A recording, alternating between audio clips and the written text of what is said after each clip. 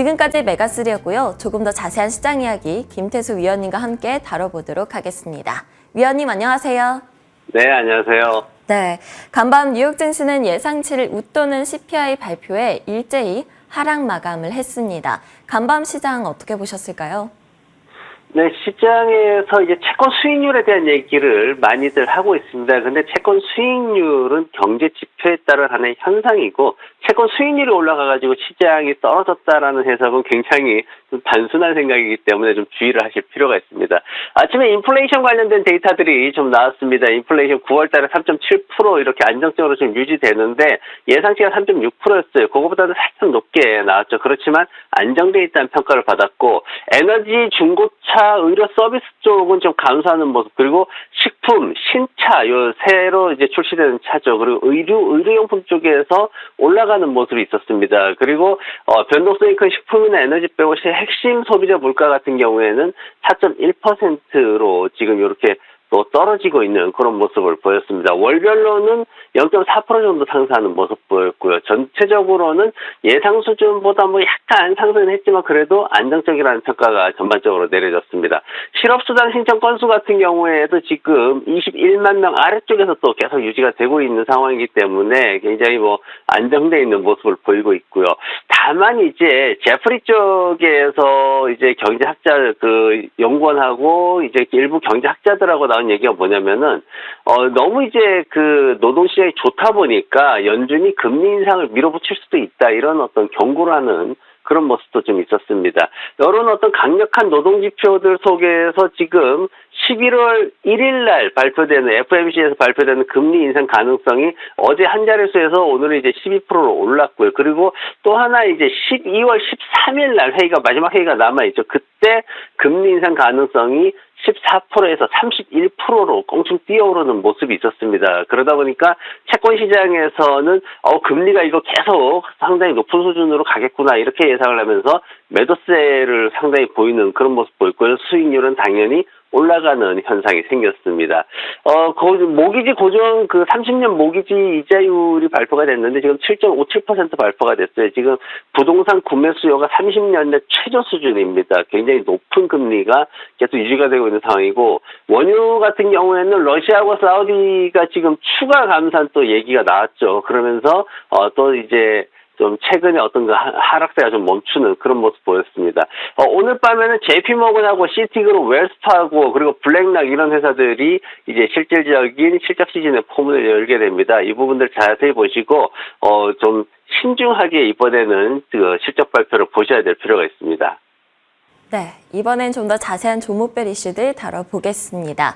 이번 여름에 여행 수요가 아주 뜨거웠다고 하죠. 그럼에도 델타항공의 주가는 하락세를 나타냈는데요. 관련해서 먼저 다뤄주시겠어요?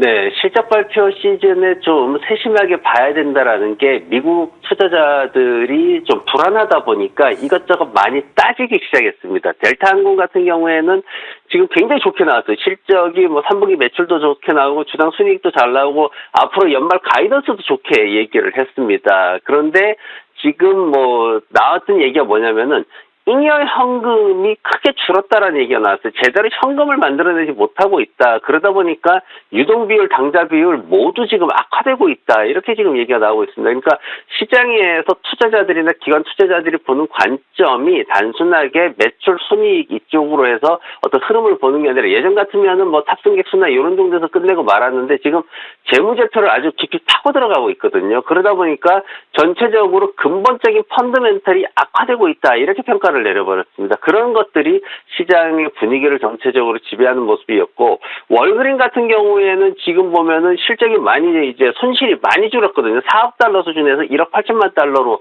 줄었으니까 많이 줄었거든요. 근데 이게 이제 중요했던 게 아니라 뭐가 중요했냐면은 월그린의 새로 들어온 CEO가 그 사람이 전문 분야가 바로 의료 계통입니다. 그리고 월그린이 회사를 살려야겠다라고 하는 부분이 약국이나 의료 쪽 사업에 더 어떤 성장성을 보이자, 이렇게 얘기를 하면서 이 부분에 대한 기대치가 시장에서 굉장히 빠르게 지난밤에 형성이 됐습니다. 그러다 보니까 시장에서는 손실이 났더라도 최근에 소매 약국 쪽 매출이 크게 늘어나면서 그럼 CEO가 더 크게 해주겠구나라는 기대치를 크게 높이는 상황이 됐습니다.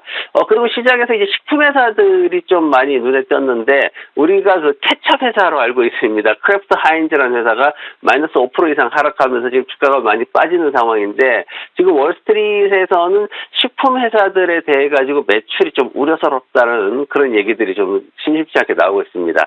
그리고 디즈니가 지금 보면 수익성 문제, 가입자 수 감소, 거기에다가 지난밤에 한 3달러씩 그 유료 프로그램들을 전부 가격을 인상하는 그런 모습을 보였습니다. ESPN 플러스 같은 경우에는 1달러에서 10달러 99센트까지 갑자기 급등시키는 이런 모습도 있었고, 이런 것들 때문에 지금 현재 어떤 돌파구 찾기가 굉장히 어렵다라는 평가들을 많이 내리고 있습니다. 그리고 포드 같은 경우에는 지금 켄터키 트럭 공장에서 지금 파업을 추가적으로 하게 되는데, 여기에 F150은 다행히 생산 라인이 없습니다. 그런데 8,700명이 근무하고 있는데 하청업체 포함해서 한 10만 명 정도가 고용에 문제가 생길 수 있다. 지난밤에 신차 가격이 올랐다 그랬는데 재고 떨어지면서 파업으로 인한 재고가 소진되면서 신차 가격이 올라가는 것이 반복되면 자동차 파업이 연장되면서 인플레이션 상승을 촉발할 수 있다는 얘기를 계속해서 지금 시장에서 하고 있거든요. 그래서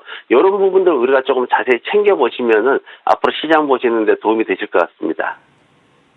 네, 그렇다면 오늘 위원님의 픽도 살펴보도록 하겠습니다. 최근 비만 치료제에 대한 관심이 굉장히 높습니다. 오늘은 체중 관리 제품을 전문으로 하는 기업 허벌라이프 가져오셨어요. 네, 맞습니다. 허블라이프는 실질적으로 제품을 생산하거나 약을 만들어내는 그런 회사는 아닙니다. 이 회사는 어디까지나 유통 체인으로 있는 회사인데, 이 회사가 체중 감량 관련해가지고 매출이 전체 매출의 한 57% 정도 차지하고 있는 굉장히 시장을 이제 크게 가지고 있는 회사인데, 이 회사의 어떤 그 체중 감량하는 이런 제품들이 늘어나다 보니까, 매출이 늘어나다 보니까 앞으로 향후 성장률 자체도 한 15%대로 동종업계에서는 굉장히 높게 그렇게 측정을 하고 있습니다.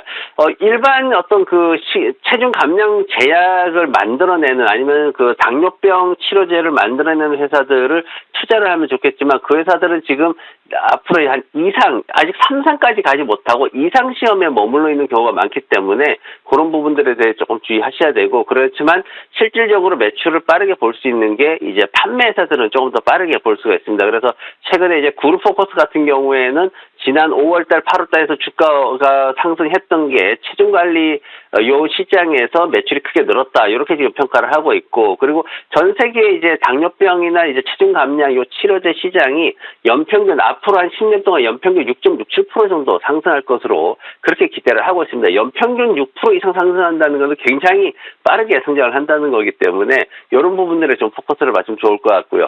재무구조 보시면은 2022년도 12월 달 나온 매출 이후에 계속 상승하는 모습 보이고 있습니다. 이게 이제 그룹포커스에서 매출 상승을 분석을 했던 그런 거고, 이게 바로 체중 감량 치료제가 더 많이 팔리고 있다라는 걸 의미를 했습니다. 그러면서 이제 시장에서는 평균 목표가가 한 20달러 구간까지, 지금 현재까지 한 50% 정도 상승 여력이 있는 그런 수준입니다. 그리고 최고 한 33달러까지도 보고 있는 거기 때문에 기대치는 굉장히 높다라고 볼 수가 있습니다.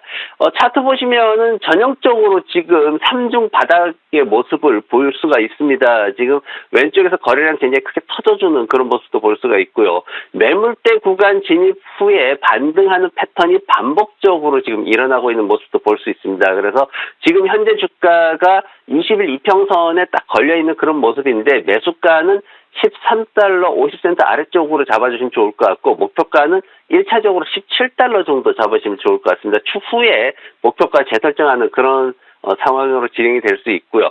손절매는 아래쪽에 12달러 50센트 정도 잡으시면 편안하게 투자하실 수 있을 것 같습니다. 네, 오늘 위원님의 픽은 탄탄한 성장이 기대가 되는 체중 감량 관련된 기업 허벌라이프였습니다. 매수가는 13.5달러, 목표가는 1차 17달러 제시해 주셨습니다. 지금까지 김태수 위원님과 함께했습니다. 오늘도 좋은 말씀 감사합니다. 네, 고맙습니다.